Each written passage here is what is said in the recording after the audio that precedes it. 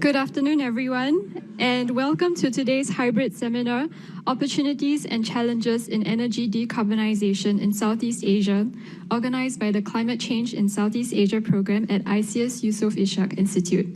I'm Jia Hui, your MC for today. Before we begin, please allow me to draw your attention to a few housekeeping matters. Firstly, please note that this seminar is not under the Chatham House rule, and the recording will be uploaded on YouTube after the event.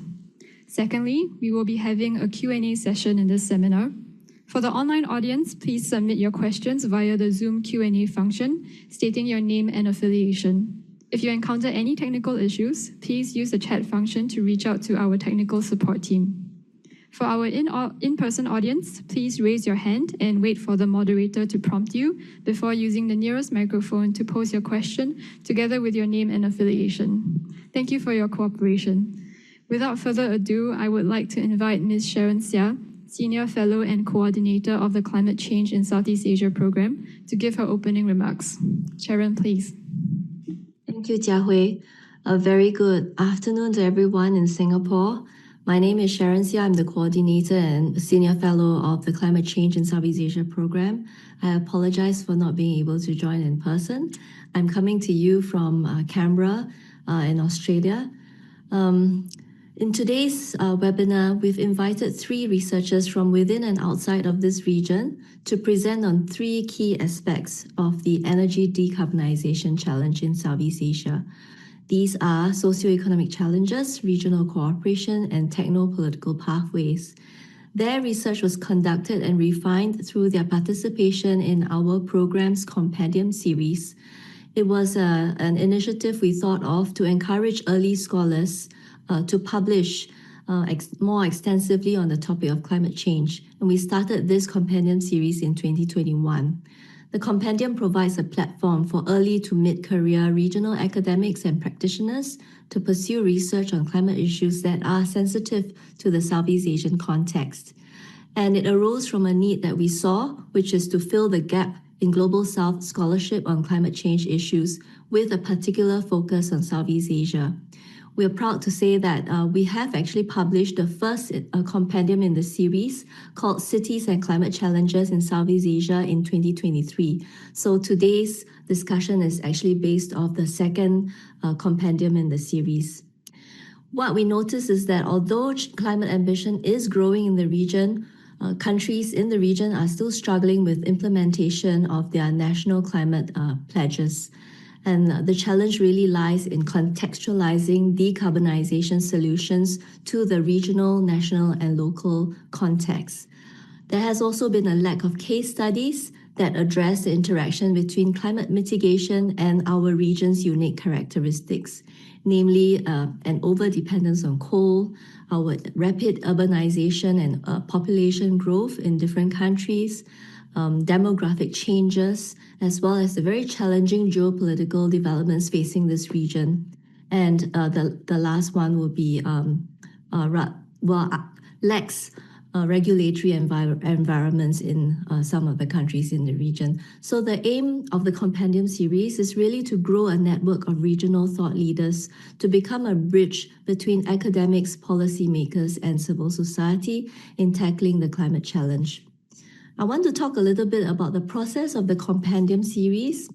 We actually started, for every compendium that we do, we start with a call for abstracts. And this is followed by 3 workshops with presentations that were conducted by the contributing authors in 2023. The authors then received oral and written feedback from a panel of reviewers, and they underwent multiple rounds of revisions before you see what they are presenting today. So on that, I want to extend our deepest appreciation to the reviewers, and that is Dr. Lee Po On from ICIS Yusof Ishak Institute, Dr. Abida Satyowati from the World Bank, Dr. Tang Nam Do from the Australian National University, and Mr. Matthew Wittenstein from the UNSCAP. They have patiently allocated their time and resources to provide expert feedback and advice to the contributors. So the resulting energy compendium, actually what you see today, it covers a wide range of topics within the 3 main themes of socioeconomic and environmental challenges of decarbonization, regional cooperation relating to decarbonization, and the different techno-political pathways that lead to decarbonization. The compendium series also contains case studies at the ASEAN level, as well as country case studies, including that of Indonesia and Malaysia. Now, there are a total of 10 contributing chapters in the compendium. Unfortunately, we cannot invite all 10 to today's webinar, so we will hear presentations from one contributor coming out of each theme. And today we have Dr. Paul Bertheau, who will examine a decade of financial flows into Southeast Asia's energy sector, and his period of study looks at from 2010 to 2021, and he analyzes the implications for the regional energy transition. Another speaker, Mr. Aji Fajri, will give a breakdown on how political dynamics in the Indonesian governance landscape can influence its participation in energy cooperation through the export of renewable energy from Indonesia to Singapore.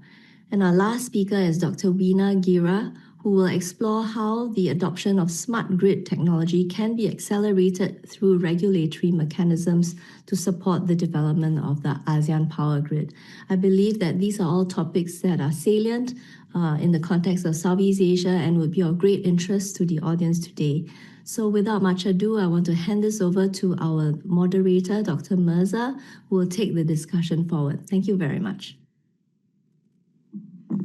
Thank you very much, Sharon, for that very concise overview of the compendium and also for introducing the speakers.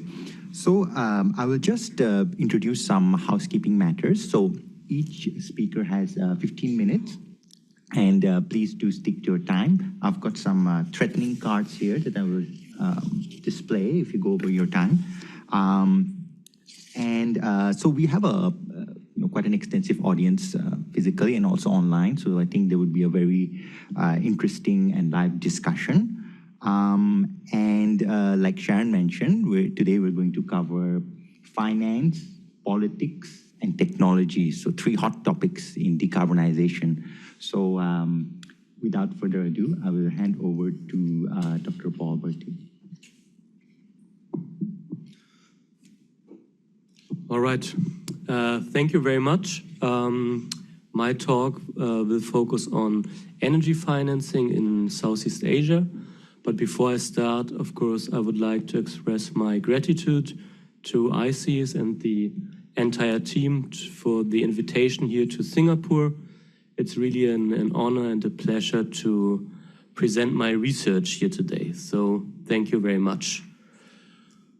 All right, here's the agenda of my short talk. So I will give an introduction to myself and my institution, highlight the problem statement, talk about my approach, present the results, of course, and then, last but not least, give some policy recommendations.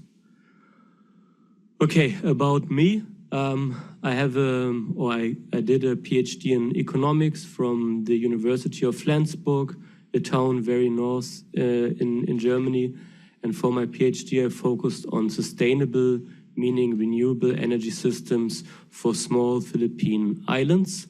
Therefore, I was a visiting PhD student at the University of the Philippines in Manila. Besides that, I conducted research stays for the PhD in Japan at Kyushu University and in the US at Arizona State University. During my PhD, I have been involved as well as a consultant in EU and BMBF-funded projects in Southeast Asia, specifically in the Access to Sustainable Energy program in the Philippines. Now, I'm working at the Rainer Lemont Institute, which is based or located in Berlin, in Germany. We are a not-for-profit research institute. We have 3 research units. The first one is, of course, focusing on the energy transition in Germany and the challenges. Second one is focusing on the decarbonization of the transport sector. And my team is focusing on the international energy transition.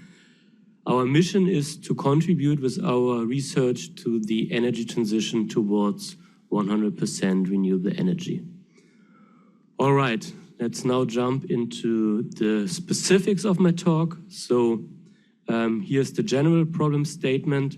I think we all agree on the following points, that there's a very strong growth in electricity consumption in Southeast Asia, fueled, of course, by the economic, but as well the demographic growth. At the same time, the region is affected by climate change and the power sector, of course, as well.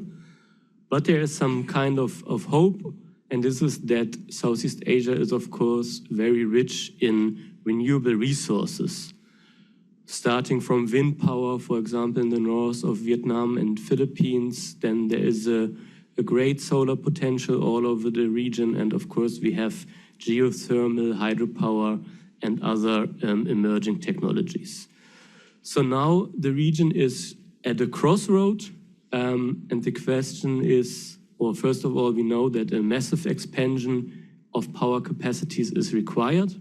But will it be renewable or fossil-based?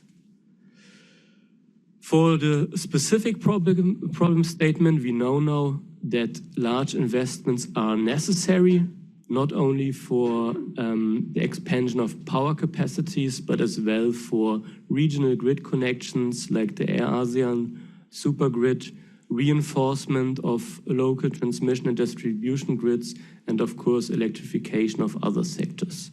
So some international institutions like ARENA quantify an investment need of around $550 billion before 2030. The challenge is that very little is known so far actually about the past power sector investments. And the reason is that financial flows are not reported in a very transparent and traceable manner. Of course, one of the reasons is because energy sector investments are kind of sensitive or confidential information.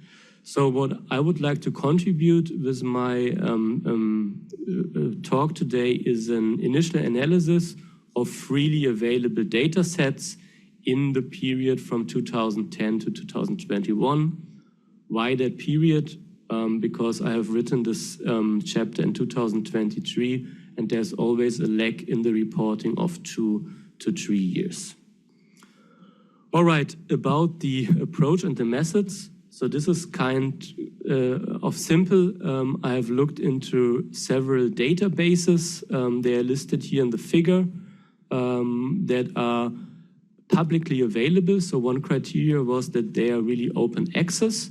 And I did some testing and concluded that the best data sets in terms of comprehensiveness are the private participation in infrastructure, short PPI database of the World Bank, and the public finance and energy PFE database of Oil Change International, which is an NGO, because they are most complementary. So I focused on these two data sets, and then I have written a very simple Python code to extract the data of interest and visualized the results. So with that, let us jump directly into the results. So overall, for the total period of nearly a decade between 2010 and 2021, we analyzed a investment of $207 billion, and the shocking or alarming outcome is what you see here in the figure, that really almost half of that was invested for the expansion of coal power capacities. So for conventional energy investments, almost 65% of all financial flows were counted. In contrast to that, renewable energy investments accounted only for 24%, and out of that, half of the investments was spent for very large hydropower projects, for example, in Laos or as well Myanmar, and there are some environmental and societal concerns about large hydropower projects as well. On this slide, I have visualized the investments on a yearly basis. and distributed them, focusing on the technologies, but as well the countries. So what we see is that the investments peaked at 27.5 billion in 2016, and then there was a decrease. For me personally, it's not quite clear why this decrease happened, something that we can discuss about later or look into in new studies.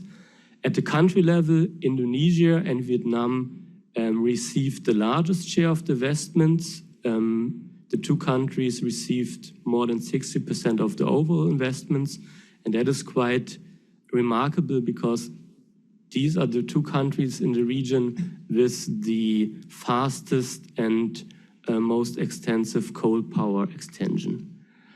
What I've said already is that the investments for conventional energy dominated over the study period, and there's no significant change in the pattern after the Paris Agreement in 2015. This is what you see in the lower figure here, because blue, which summarizes the investments for the conventional energy, is still dominating after 2015. Another interesting aspect what is remarkable is that for 2020 and 2021, we found higher investments for renewable energy projects.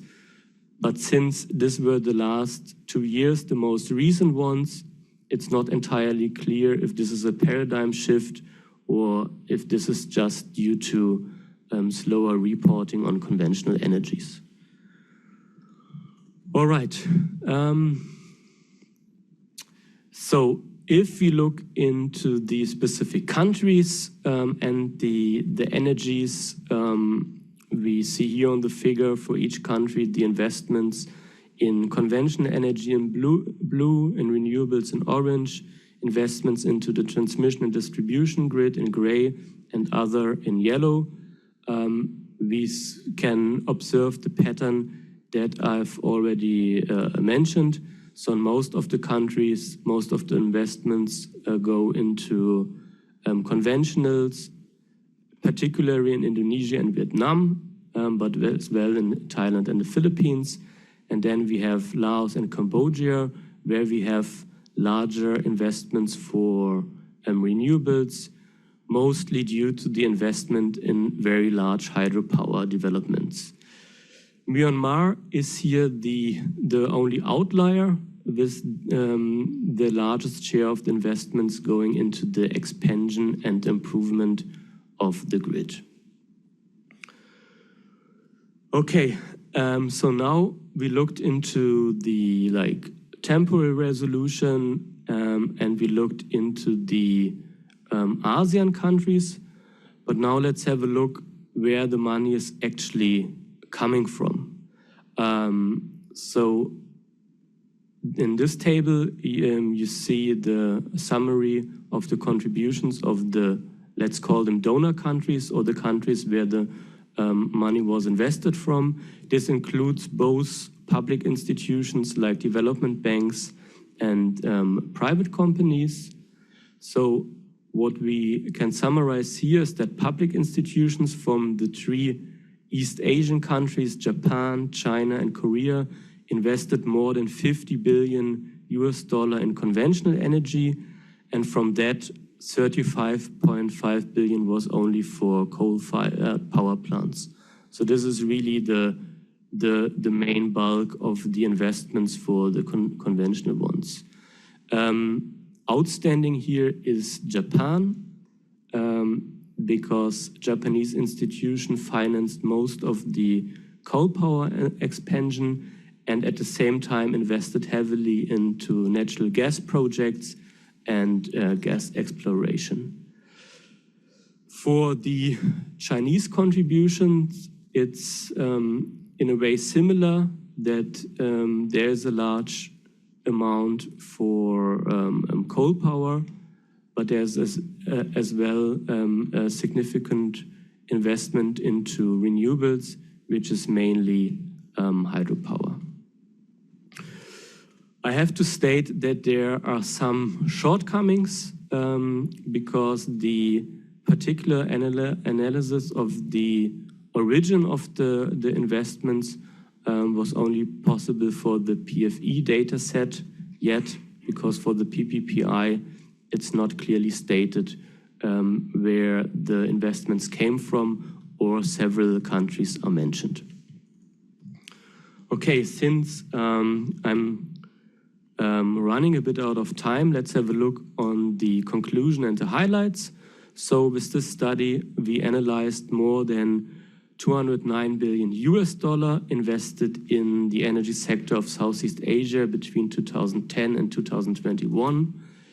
Alarmingly, most of the investments accounted for the expansion of conventional energy, with coal being the most financed fossil fuel technology. Renewable energy accounted for a much smaller share of the investments, with only 24%. And we have to state as well that almost half of that was for hydropower projects, and some of them very much debated large hydropower projects.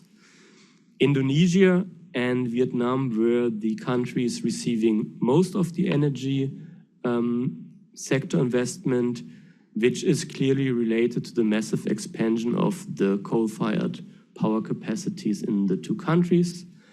And last but not least, a significant portion of the capital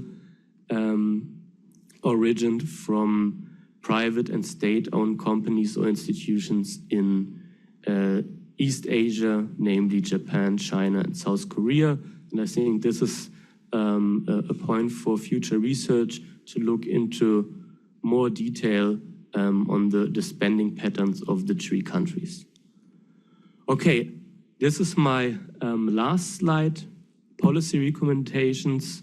First of all, it's important to improve the transparency of reporting and energy sector investment data. They should be reported regularly and probably to a mandated institution. One idea would be, for example, ACE, the Energy Institution of ASEAN. Of course, the investments into fossil fuels have to be decreased. Otherwise, there will be a lock-in dilemma in Southeast Asia because coal power plants run for a long time. Something which I have not mentioned in the slides a lot, but it's important to increase investments for energy-poor countries, namely Cambodia, Myanmar, and the Philippines, because for the three countries we had the lowest per capita investments, much lower than for the other countries. Number 4 is that, of course, we have to address the financiers of the fossil energy expansion, which are mainly outside of Southeast Asia, namely in East Asia, what I've mentioned before. And it's especially important to to focus on the Japanese investments here. And last but not least, for the further expansion of renewables, it's of course important to harness and enable regional cooperation, to learn from success stories, for example, recently in Vietnam, for the expansion of solar capacities to unlock the vast renewable energy potential that we have here in the region. All right, thank you very much. I hope I didn't run over the 15 minutes, and I'm looking forward to your questions and critique later. Thank you very much. Thank you, Dr. Paul. You're actually ahead of time. You're 5 minutes ahead, but thank you for that. We'll have more time for discussion. I mean, you gave us some very sobering figures. So 65% of total investment actually went towards conventional energy. And of that, more than 91 billion actually went towards coal. So that's really gives us a lot of, a lot of worries in terms of investment flows in the region. But it wasn't all bad news. So you mentioned how there are increasing grid investments in Myanmar. So that's of course good in terms of distribution. We have another speaker talking about grids later on. And I liked your comment about how Southeast Asian countries should control the type of investments coming into the region. But there are very high levels of interest in fossil fuels as well. So that's another issue you need to take into account when it comes to investments. And so our next speaker, Mr. Aji Fajri, would speak about the very topical issue of resource nationalism and how this impacts energy trade in the region. So over to you, Mr. Aji.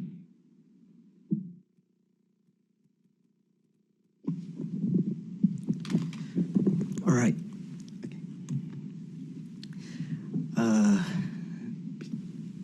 Good afternoon, everyone. First and foremost, I would like to extend my gratitude for the entire ICS team. It is truly an honor and huge pleasure to be invited to speak in this seminar. So today I will be discussing the evolving landscape of renewable energy trade in Southeast Asia, focusing specifically on Indonesia decisions regarding exporting renewable generated electricity to Singapore. So, as mentioned by the previous speaker, in this decarbonization era, it is imperative that countries start using renewables as primary resource of energy landscape, including ASEAN and especially a city-state like Singapore. Because, you know, it's very important to decarbonize the energy system, which is the key features of renewable energy compared to fossil fuels counterpart. As one of its neighbor, Indonesia has a vast renewable resources, most notably over 7,000 gigawatts of solar energy potential. Yet, Indonesia has not engaged in renewable electricity trade to date, let alone to producing a significant amount of solar-powered electricity. Nevertheless, some progress have been made in 2021. Singapore Energy Market Authority, or MEA, issued a proposal to import up to 1.2 gigawatt of electricity. This has been responded by Indonesia, which led to an MOU between Indonesia Ministry of Energy and Mineral Resource, or later on I will say MEMR, and Singapore's second Minister for Trade and Industry. So, despite this enthusiasm regarding electricity export between Indonesia and Singapore, in early 2022, in the mid-2022, Indonesian government, but it's from different minister, declared ban of any exportation of clean and renewable energy electricity, because this minister, which was Minister of Investment back then, Mr. Bahlil Lahadalia, stated that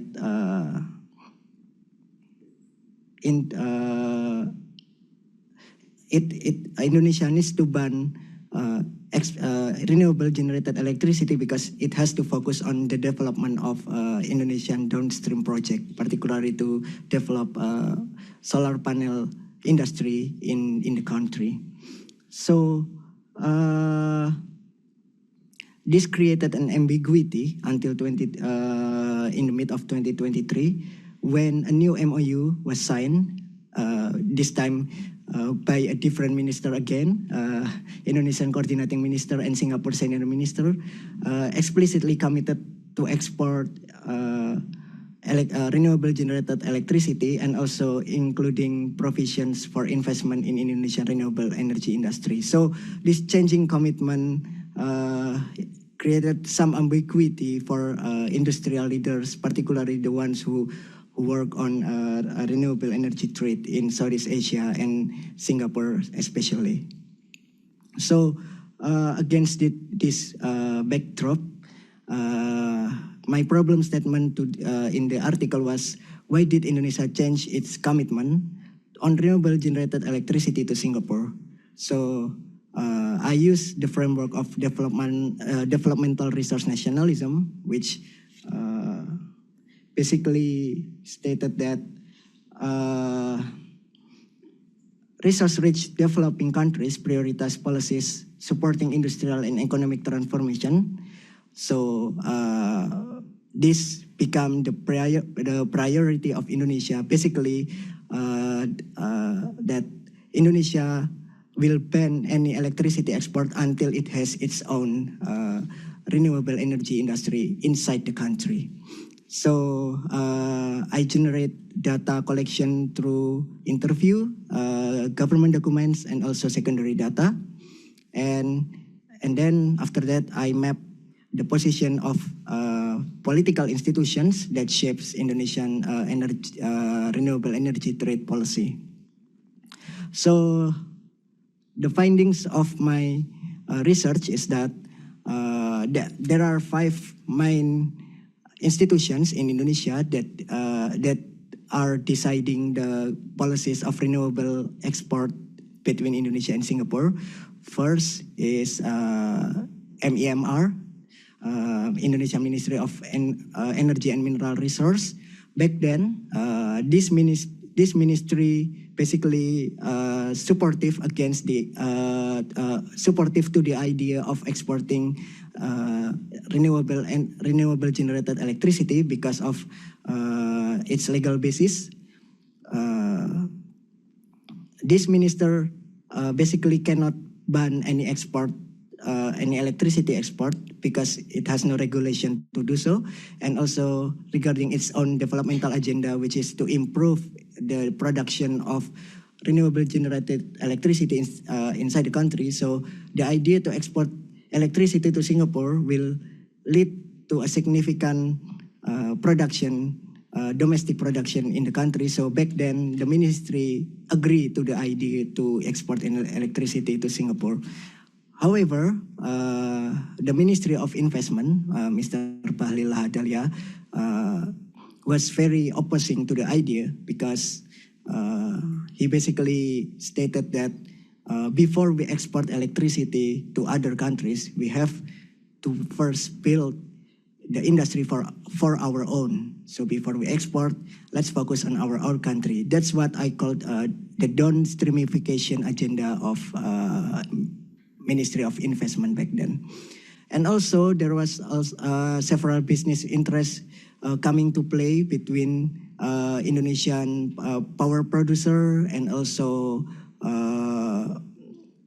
which was dominated by coal power plant and also the renewables one. You know, when renewable electricity is prioritized, the previous, the other power plant will be less prioritized. So this business interests come into play when deciding the policy to ban electricity export to Singapore. And then the third institution was Coordinating Minister of Maritime and Investment. This is basically back then in the previous regime of the government of Indonesia.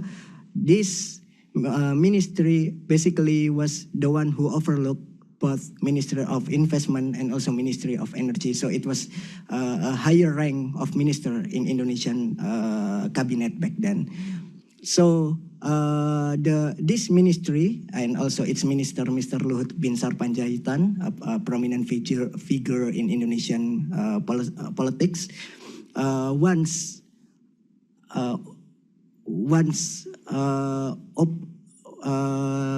did not agree to the idea of exporting electricity to Singapore because in the first MOU in 2022, it didn't entail the development of solar panel industry inside Indonesia.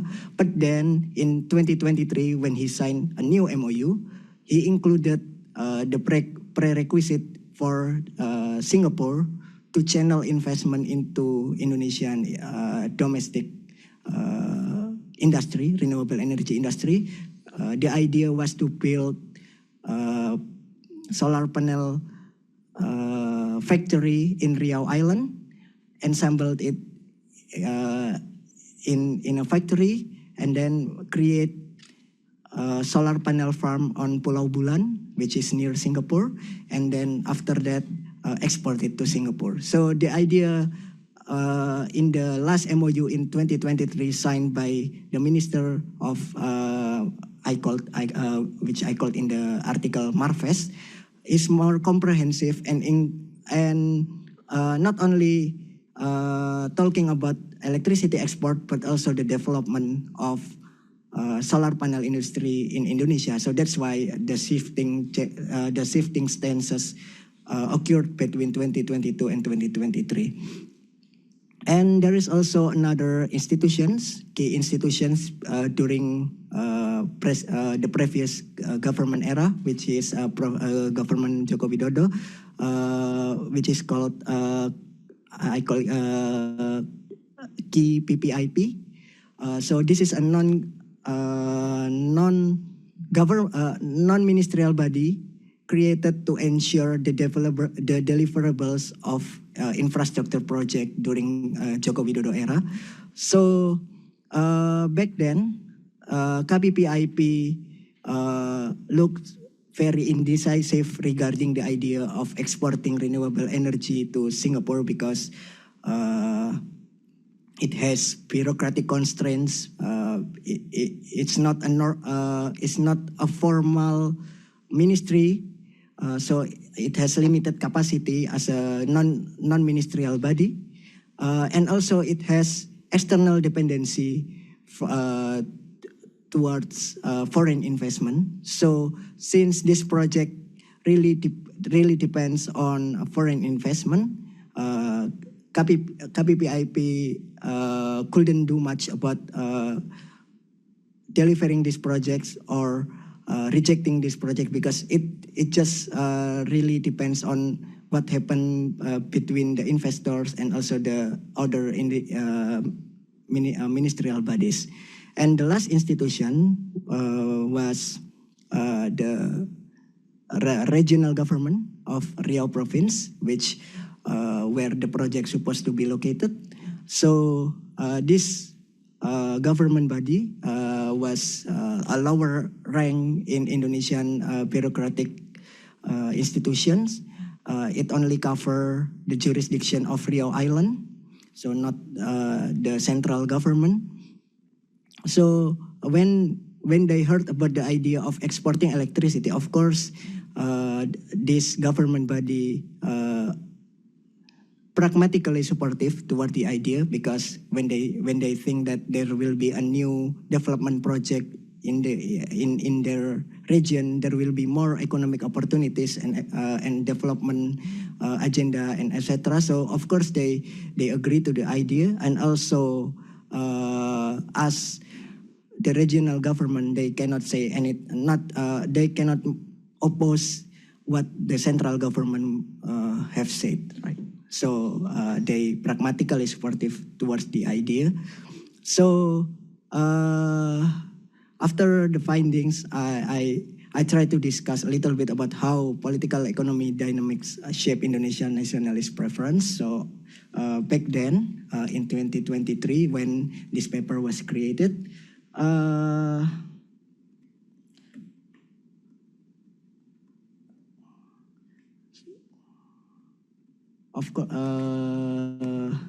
of course,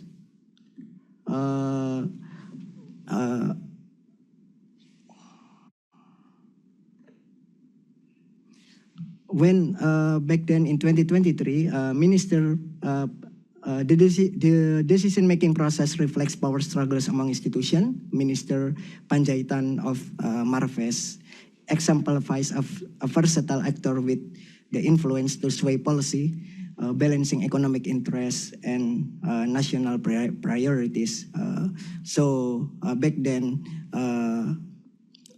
Minister Luhut Binsar Panjaitan comes out as the main actor that sway the policy to whether or not Indonesia will export renewable electricity to Singapore.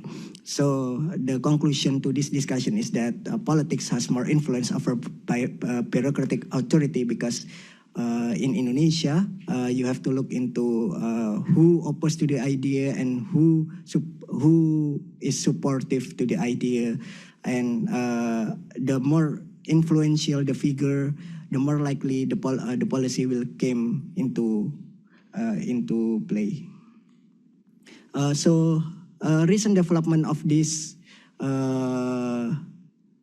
trade electricity between Indonesia and Singapore is that there have been several changes between when this paper was written and now. So now the minister who opposed the idea of exporting electricity to Singapore, Mr. Bahlil, have become the Minister of Energy and Mineral Resource. So I think since 2024, little to no progress have been made between Indonesia and Singapore to export electricity because, you know, the one who basically opposed the idea become the ministry that overlooked this entire project. There was also a recent civic uprising in Indonesia. A huge protest was occurred across the country, and also some reshuffle.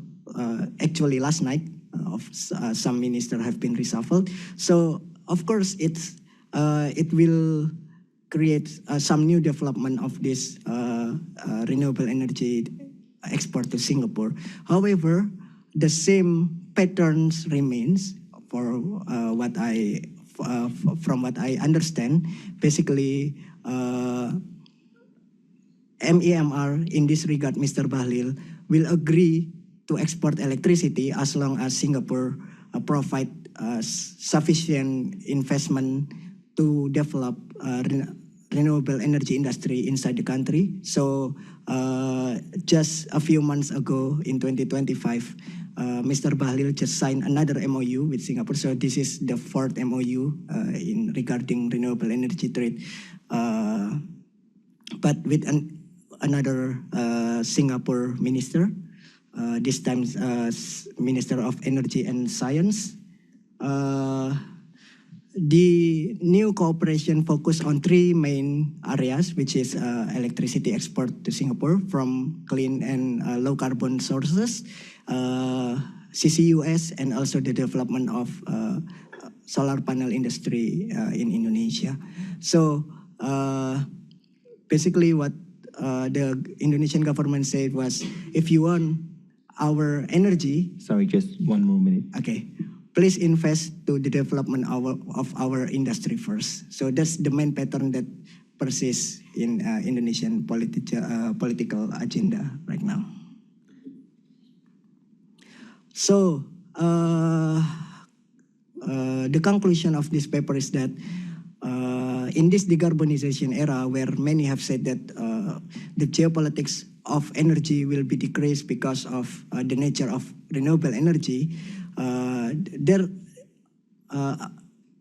apparently there is another problem regarding nationalist preference of resource-rich countries in the age of energy decarbonization, as shown in the study case between Indonesia and Singapore, and also the changing commitment of resource-rich countries due to interplay of resource governance and economic preference has to be studied more, so that before any country wants to cooperate with resource-rich countries, they have to identify the prominent figures who makes the most, who has the most influential political influence, who have the most firm decisions, so that the decision cannot be changed over time. So that's the conclusion. I think we can discuss more in the question and the Q&A session. Thank you. Thank you very much, Mr. Fajri. It's a very interesting overview of the multi-stakeholder kind of framework of resource nationalism. You know, when we think about resource nationalism, we often think of it as a state response, but there are so many interactions of interest between stakeholders that actually cumulatively form resource nationalism. And I guess in a way, to address that, we also need multi-stakeholder diplomacy, right? And I'm sure the audience will have lots of questions for you in the Q&A session. And now I would invite Prof. Weena Gera, who is going to talk about smart grids, which has relevance for both finance and politics, which were the topics of previous discussions. So over to you, Prof. Thank you, Dr. Mirza. Good afternoon. I'm Weena Gera from the University of the Philippines, Cebu. I am definitely not a grid specialist. Just so you know, I'm political science, my discipline, but I've made this paper from my postdoc fellowship with TU Vienna, the Information Systems Institute, supported by the ASEAN UNINET. So I'm very grateful and also, of course, very honored to be part and be able to contribute to this compendium. So this is Walk With Me, the digitalization of regional grids in Southeast Asia. This is the premise, right? So I think this is already clear to all of us that if we are to have any chance to decarbonize, it's about energy transition. And there's already a focus on the electricity sector, that if we are to fulfill the 1.5 degree scenario, we have to invest in electrification as the key driver of the energy transition. And so it has to be thoroughly decarbonized by mid-century and focus on the renewables, which is solar and wind. And there's a dual imperative in terms of approaching this decarbonization. On one hand, there is the innovation, which is upscaling the renewables, but also has to be complemented by ex-innovation strategies. So it's not even a dichotomy. This is supposed to be a continuum. Right, so to what extent do we actually phase out and to what extent do we actually upscale? So this ex-innovation clearly has a very core implications on the phase out of coal. The thing is, we have the ASEAN dilemma and we are all familiar with this. And then this 8th ASEAN Energy Outlook has already concluded that a declaration of a coal phase out is overly ambitious for our conditions in Southeast Asia. And if we are to grow, in fact, they say we can't really, delineate, or you can uncouple or decouple growth from emissions. And if you are to actually grow, you have to emit. And economists have already proven that. So if we are to still continue to grow, and we are talking about poverty alleviation as well, and our economic conditions, we talk of real, concrete livelihoods of every day, then maybe the strategy for ex-innovation is not very doable for us. But so instead of doing a coal phase out, it will be a coal phase down. We have already heard also about our options for a way to get out of coal is through the LNG, which we all know is also still a fossil fuel. But anyway, that's our dilemma. And in fact, in this meeting, these are the decisions based on these facts, that our electricity demand based on our growth continues to grow, right, by 3% annually. And despite our ambitious pledges, we remain to be heavily reliant on coal. And we've heard from the two previous speakers that that seems to be our reality, and then amplified by our geopolitical dynamics. We have a lot of balancing act in terms of the tensions now with China and the US. So we have to also look into our own economic vulnerabilities as well as opportunities that we can take advantage on. So that's pretty much us. And so a study by Doe and Burke, recent study, is to actually argue that a more pragmatic approach might not necessarily be a phase out of coal, but really investing in renewables and upscaling that. So, and also halting the construction of new coal plants, but it will still give an allowance or a breathing space for those who have already been approved, especially in the coal lock-in. So this severe dilemma, our job is actually to deploy large-scale renewables, especially in our grids. Now, grids cannot be constructed as fast as we build renewables.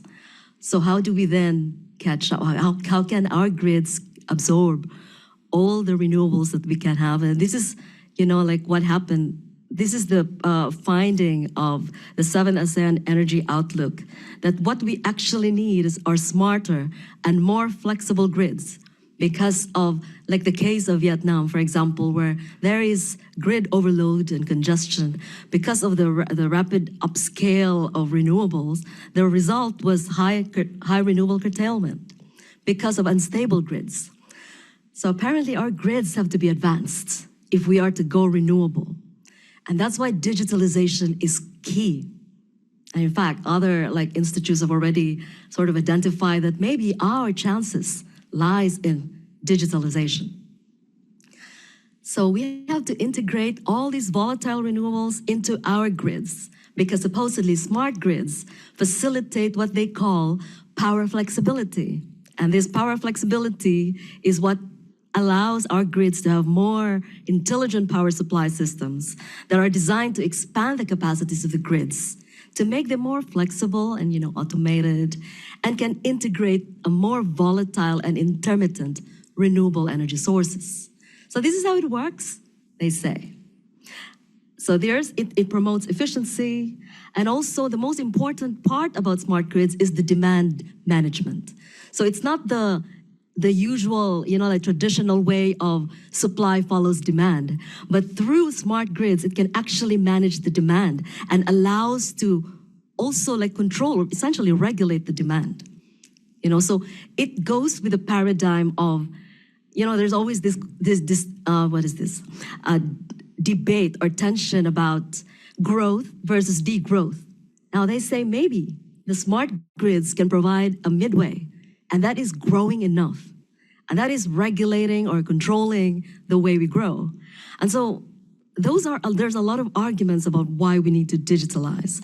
And in fact, the director of UNESCAP, Hong Peng Liu, argued that in fact smart grids can facilitate the electricity trading within the ASEAN because of prevailing distrusts among member states, especially of hold-up issues, potential weaponization of the grids in context of vulnerability. And digitalization supposedly can help facilitate that trust. So how are we now with our grids? So this is at least the study by ASEAN, this is German institute, the study, that mainly our smart grids endeavors are very individual member state based, country based, and also the smart grids market vary across different member states. And largely as a region, it remains underdeveloped. And all these precisely because of the limits in terms of fostering the regulatory frameworks. There's no regulatory coherence, there's no clarity in terms of power purchase agreements and dispatch management, issues of cybersecurity risks, the engagement of the private sector. So the lack of clarity creates a lot of uncertainties and a lot of disincentives for investments. And also this lacking in terms of creating and updating standards. And even the later studies also identify the same barriers, which are essentially core in policy implications. So what is really needed in the region is a supportive policy, an enabling framework, especially in terms of regulatory coherence. So I look into the APG, the ASEAN Power Grid, whether it has also allowed for a framework that can facilitate digitalization in the region. So essentially APG is a cross-border electricity arrangement, right? That was, of course, articulated officially in 1997, but part of ASEAN Vision 2020. But this is a flagship initiative which for purposes of electricity trading. The idea here is that it can facilitate renewables trading by, for example, in the context of LTMS PIP, like the Laos, Thailand, Malaysia, Singapore Power Integration Project. It brings the hydropower clean energy to Singapore, through interconnections. So these are the big transmission lines. So the purpose of this mainly is for electricity trading. So I was curious whether digitalization is also integral in the framework of the APG, and it seems it is. So it's in fact acknowledged, that there is renewable energy integration within this framework of APG. And it's Otama, the director of ACE, argued that it was in fact acknowledged that it can support better utilization of renewable resources and advance clean energy and climate protection goals in the ASEAN, right? And also you can see that in the ASEAN Interconnection Master Plan, that in fact, APG is supposed to be a dual strategy, interconnecting, but also smartening. So phase 1 and 2 of this is facilitating the transmission infrastructure, but also to support multilateral power trade to facilitate renewable energy integration into the APG. But how does it do that? That is, in fact, they updated it based on this document, that they need to upgrade the grids, mainly to strengthen regional interconnections that can unlock the variable renewable energy utilization. So that is actually in the document, right? And these are also articulated here in the ASEAN Plan of Action for Energy. Strengthen resilience and modernization of the grids, exploring other digital developments. And yet, this is what's the prevailing discourse. There is still more focus on expanding the cross-border interconnections, the green superhighways, the infrastructure, subsea cables, but generally silent in terms of digitalization. Or how do you actually design your interconnections, in fact, with the logic of smart grids and the transmission of upgrades or shared smart grids? So, and Pranadi looked into this, that in fact, supposedly the APG can facilitate a cross-border bilateral, multilateral electricity trades that will be beneficial for those who are not accessible by transmission lines. But in reality right now, smart grids are not really being used. In fact, there is so much reliance more on the off-grids, rural electrification, the use of microgrids, solar-powered mini-grids, swarm grids, flex grids. All these are being introduced, but never about digitalization. So these are the enduring constraints, of course. Now I would run through, how much time? 1 more minute. So these are all familiar to us, but so these are the key limitations that are enduring in the ASEAN. But the key argument here is that cross-border grid digitalization is actually a necessary complement to cross-border interconnections.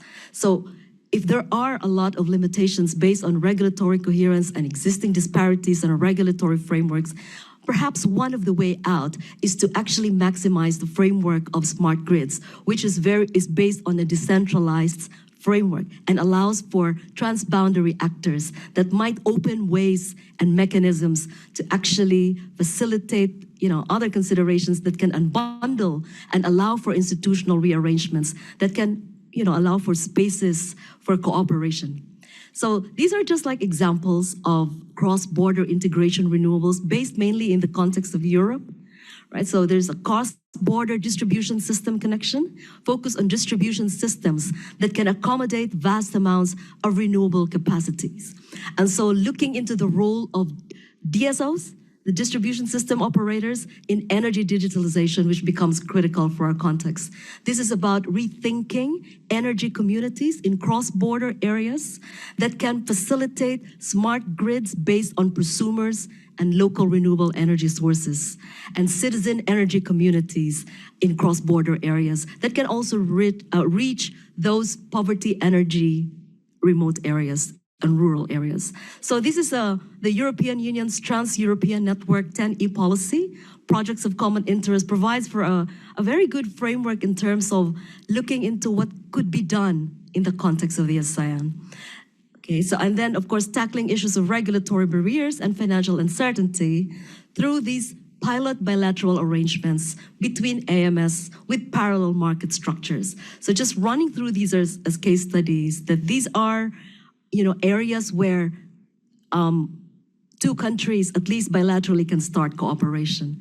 So I'd like to conclude that the starting point is clarity in institutional frameworks for integration of distributed generation and emerging technologies into our shared power systems. But it can be done. And of course, it requires a lot of regulatory coherence. The question really is, are we willing, or at least politically, and this has always been the question for decades, in fact generations, if Southeast Asia is actually mature enough to share our power? Thank you very much.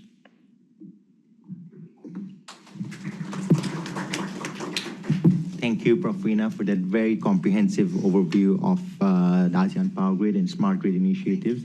I liked how you mentioned whether we need to wait for digitalization to come first or trust to come first. It's kind of like the chicken and egg issue, right? But I guess in some point in time, you need to make a break in the circle of mistrust and no cooperation. The LTMS is a great case study on that, how to use a successful project to essentially drive through more cooperation through subsea cables and other projects. So now I will open the floor to questions. We have about half an hour for Q&A. Please do introduce yourself, your name and your affiliation, and do mention who you're directing the question to. So I will open up to the physical audience first.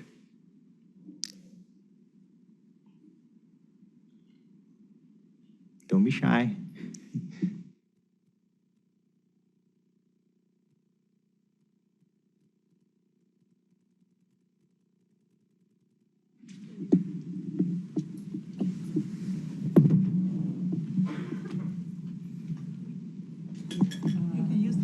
Yeah, thank you so much for the presentation. I have a question for Dr. Paul and Pak Aji. For Dr. Paul, you already show some data on that, but if possible, could you also provide data like comparing between the conventional energy and renewable energy in terms of the return on investment or other indicators that show the competitiveness between renewable energy and also the conventional energy? Because how significant is the difference between the conventional energy and renewable energy? Why do many investors still prioritize conventional energy over renewable energy despite the growth of clean energy option? So maybe if you have like a data, how actually the difference between like the return of the investment or the cost of the energy itself for investing on renewable energy comparing to the conventional energy. And for Pak Aji, I have question related to because you mentioned about there is some disagreement between government bodies in Indonesia on deciding of whether Indonesia can export to renewable energy to Singapore or not. I wonder, is there any like a study that actually based on data and evidence that actually show the impact of this project or this intention to do the export? I think if we talk about the data of the study or evidence, it actually is more natural, right? Comparing just like because of some like person in a certain ministry have like their own interest on the decision. I think based on the studies should be very, very great if we have it. I just want to know if is there any study of that? Thank you. All right. Yeah. First of all, thank you very much for the great question. I think with my study, I have really only touched the surface of the data because it's quite like a summary of the findings. For my data, it usually tracks single projects. So what you could do, since it's open access data, you can look into the sources yourself and look into the single projects. I just want to mention this because in my presentation, it probably looks like a summary, but there is information on single projects. Regarding your specific question on the return on investment or like amortization rate, this is impossible to answer because it really depends on the specific conditions. So let's say for a solar power project, return on investment depends on how is the resource availability. So what is the number of full load hours or power that I can generate at this specific location? That's very different in Myanmar compared to Eastern Indonesia, for example. And very decisive is actually the economics. So what kind of interest rate do you get for the loan or the grant with which you are financing your project.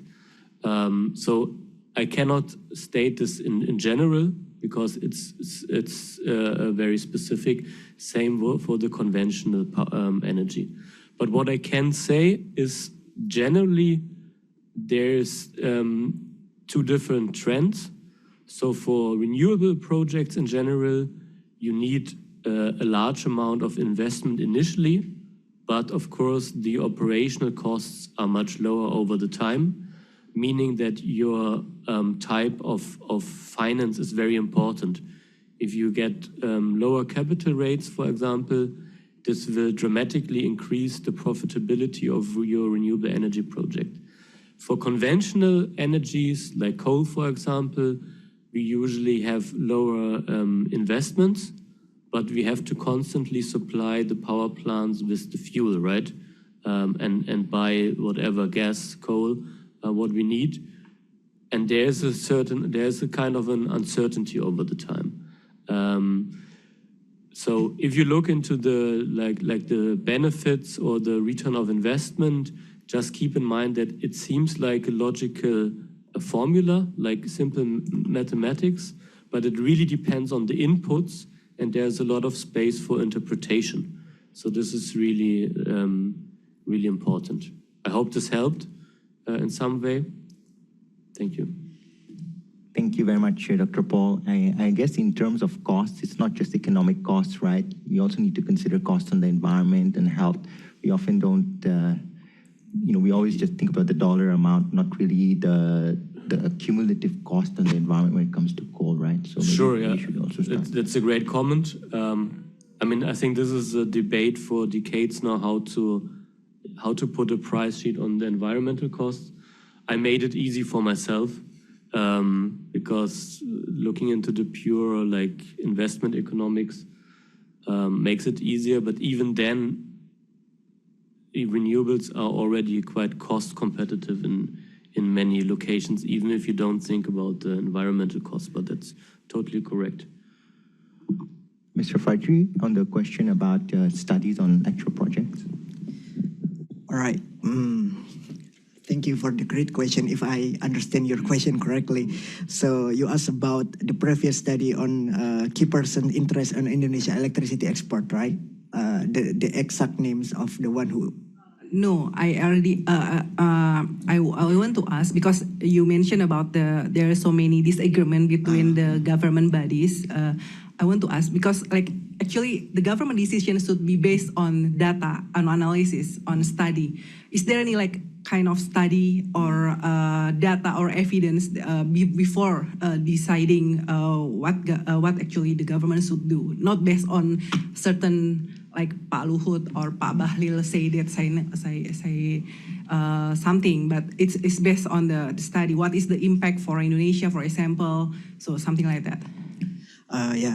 Okay. So from what I understand, there have been several feasibility studies regarding exporting electricity from Batam to Singapore specifically.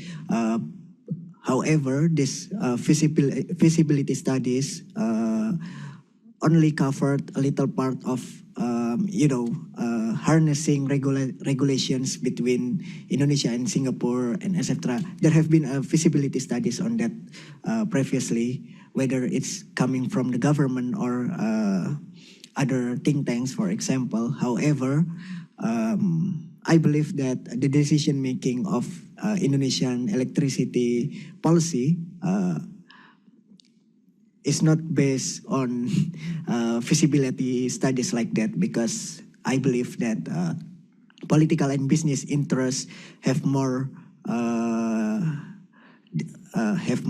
power to drive whether or not Indonesia will export electricity to Singapore. Because from the feasibility study that I once read regarding the export, there has been once feasibility studies.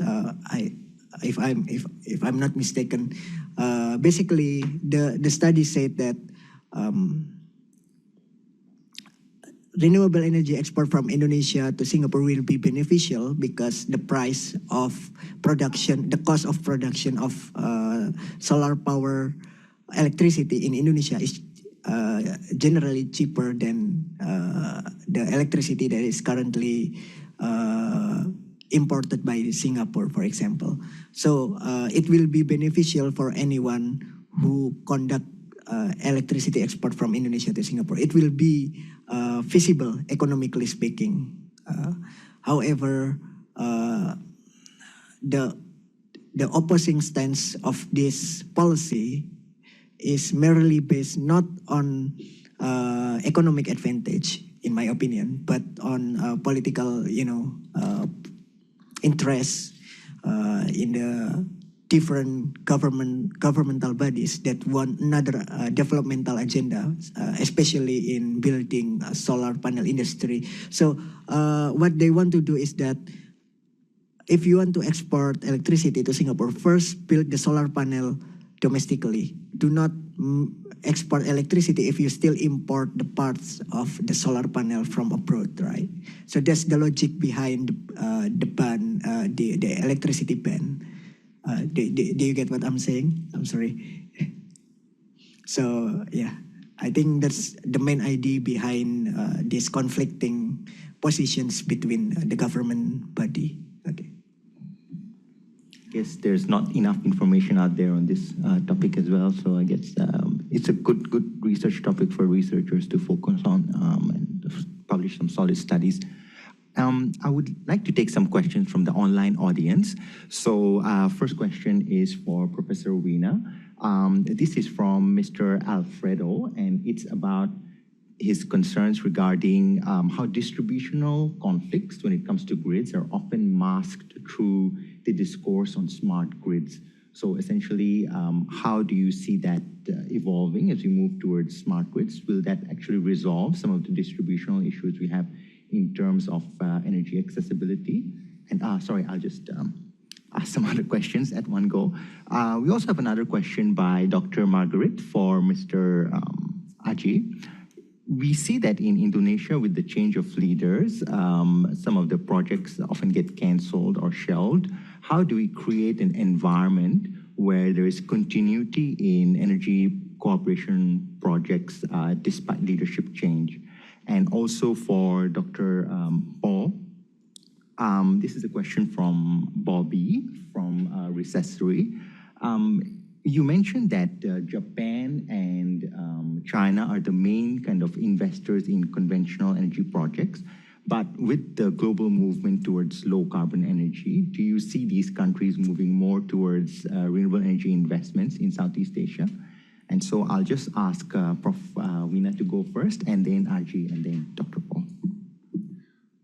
Actually, I have a question to the question in terms of distributional problem, in terms of politically or technically, maybe.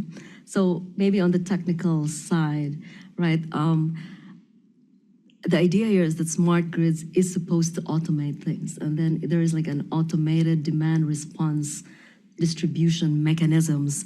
And so I think what it does is actually promote, not only energy saving, but also efficiency in terms of the distribution. So it automatically reroute electricity supply to where the demand is. And so in terms of that technical distribution, then in principle, as long as it's effectively implemented, these smart grids are supposed to facilitate distributionally. But in terms of a more politically intervened distribution, maybe that's another matter. Thank you. Mr. Aji. All right. So answering the questions from online audience, I think that in Indonesia, specifically, if you want to build a continuous project across different regime changes, I think identification of key influential figures is key. Like before you conduct any business or develop any project cooperation with, be it Indonesian government or Indonesian business company, for example, what you need is to identify the key figures first, whether or not he will remain in power and how he's how do we get it, his group can maintain his position in the highest rank of governmental body. But more importantly, I think if we talk about state-to-state cooperation, what important is that we need more two-track diplomacy. So before deciding whether or not to cooperate on this regard with one country, especially resource-rich country, we have to have a dialogue not only with the government party but also the influential businessmen and also non-governmental figures that might deliver the project. So this two-track diplomacy can ensure that economic interests will continue over time despite the regime changes. I think that can be the driver of project continuity despite the governmental changes. I think that's the key that I want to answer. Yeah.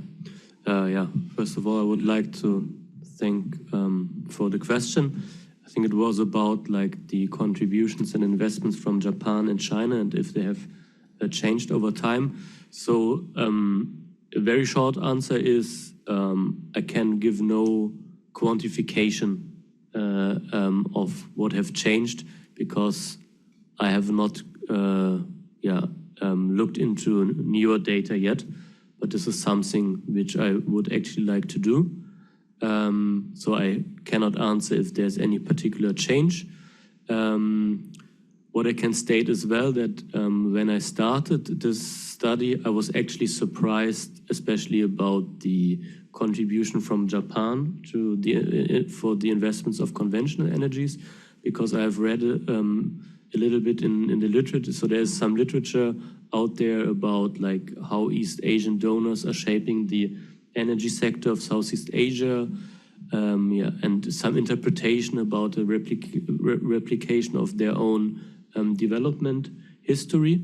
And from that, I was not anticipating this contribution by Japan, actually. My idea was, okay, China would have some investments into large hydropower, which I found as well. And I was expecting like China being the largest contributor to conventional investments. So this surprised me.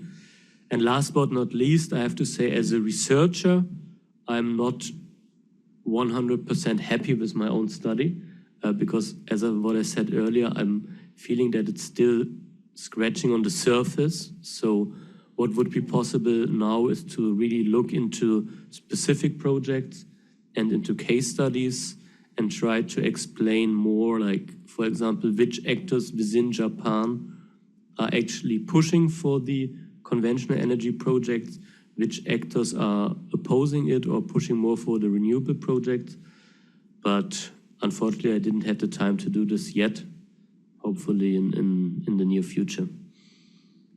Don't worry, Dr. Paul, no researcher is ever happy with their product, so join the club. Now I would like to request, yes, Pak, please. Thank you. Let me start with a comment for Dr. Paul. The German people are very smart. You close down all your nuclear power plants, but buy a lot of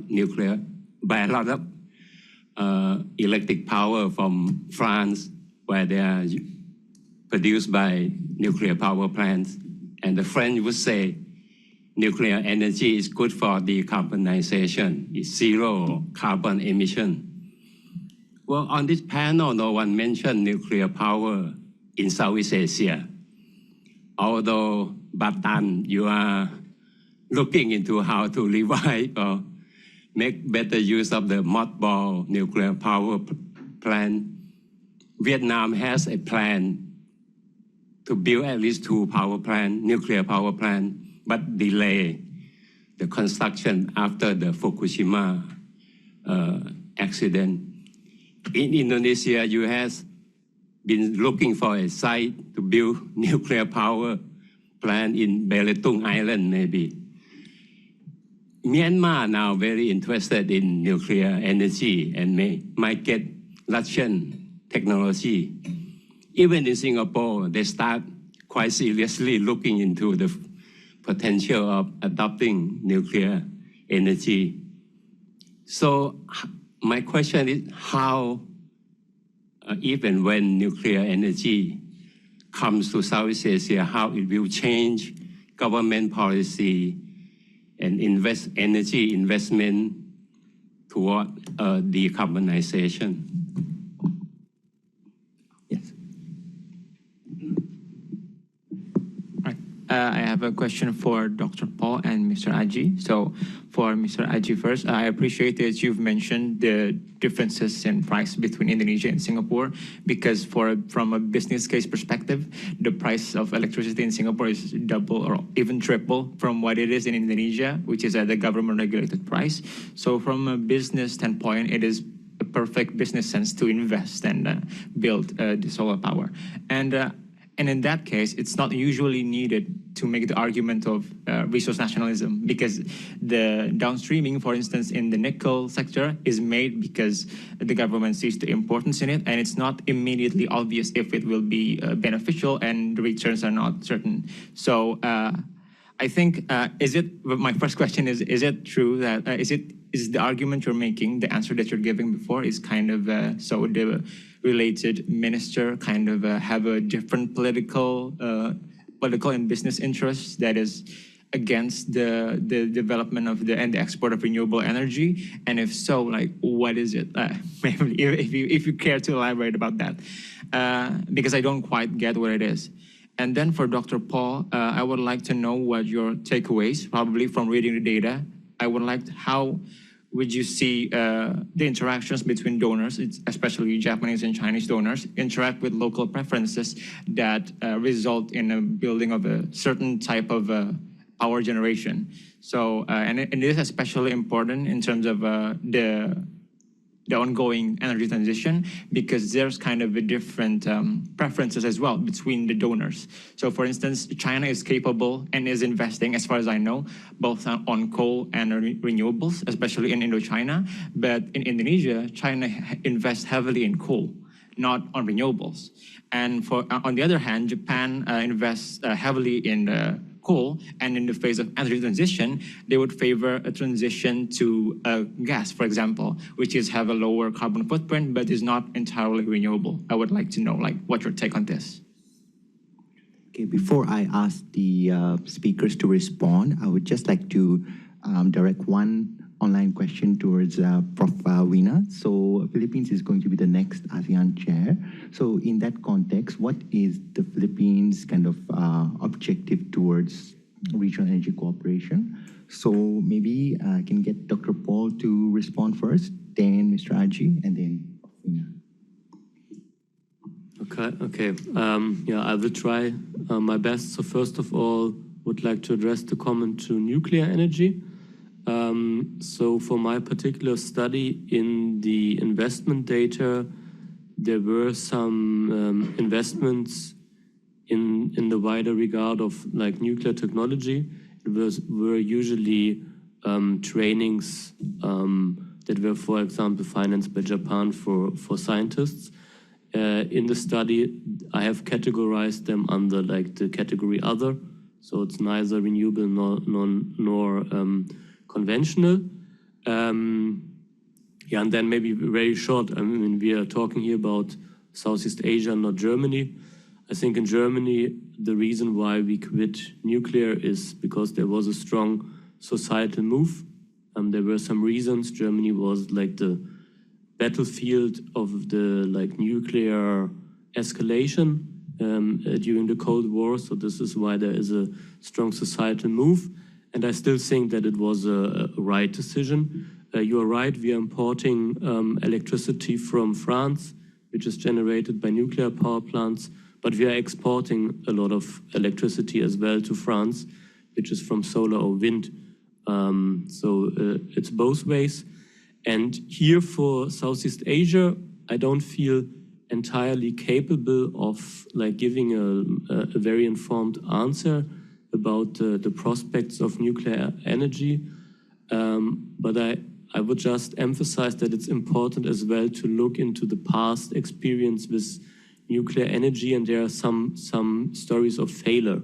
So, for example, in the Philippines, there was the plan to, or there was already a nuclear power plant constructed, but never commissioned, and the state paid the interest till recently for a power plant that was never constructed in the end. So that's a challenge, and personally I think that with the renewable technologies that we have a good alternative. Should I maybe the other speakers first? Yeah, please go ahead. All right.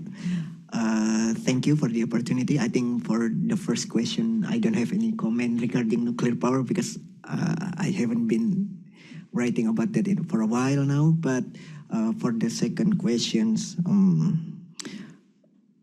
let me be very clear and yet very moderate on this for this opportunity. The quick answer to your question is yes. Of course, key persons in the ministry have like economic or political interest over the implications of exporting renewables to Singapore. However, before I elaborate furthermore on this topic, let me just clarify the logic behind resource nationalism, right? So, resource nationalism is basically a policy and practice where government of resource-rich countries assert greater economic and political control over its resource, right? So, by that logic, since renewable resources are natural resource too. So if the government assert more influence over it, like banning its export to Singapore, I think it applies. But to deeper into resource nationalism on renewable energy, I think we need to like follow the supply chain of renewable energy technology. So why do the Indonesian government insisting on developing its domestic, for example, solar cells industry?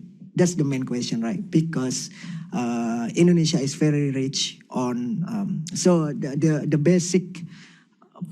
I'm not an engineering.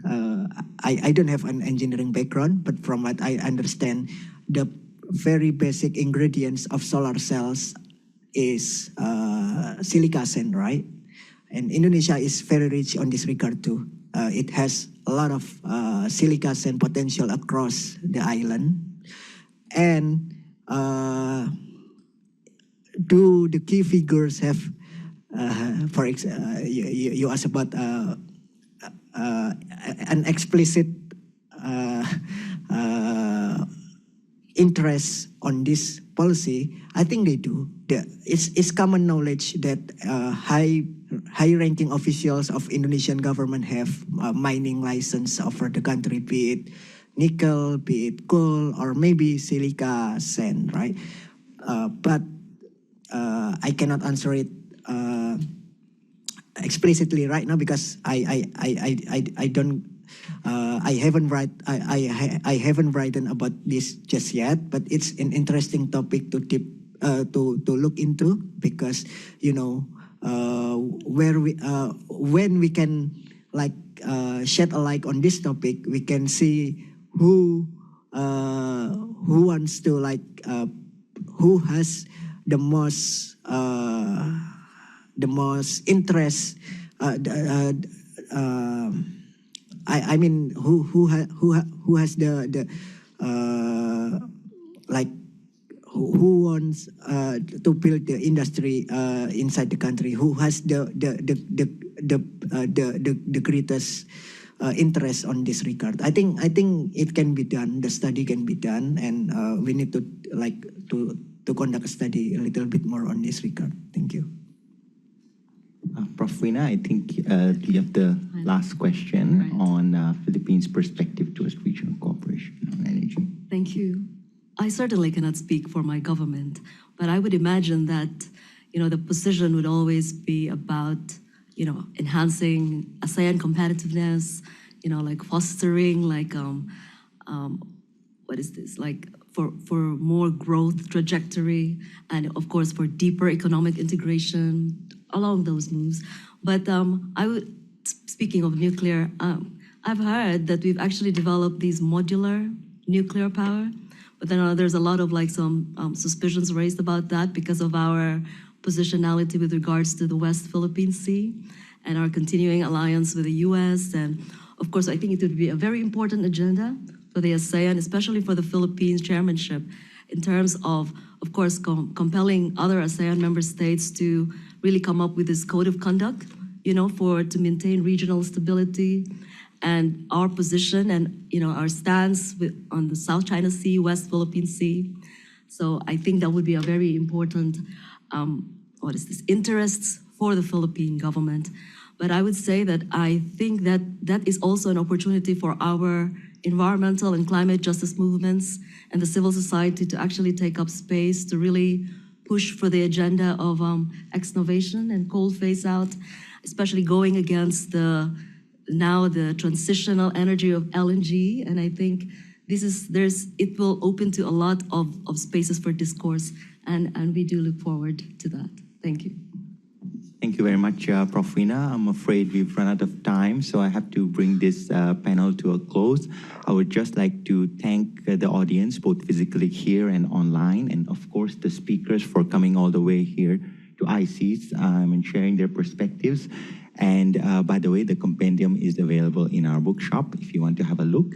And thank you, and see you next time.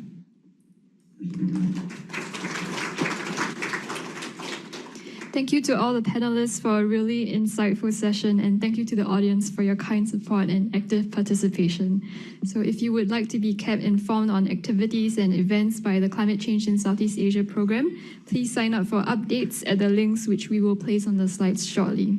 Thank you, and we look forward to seeing you at our next event. Have a nice day.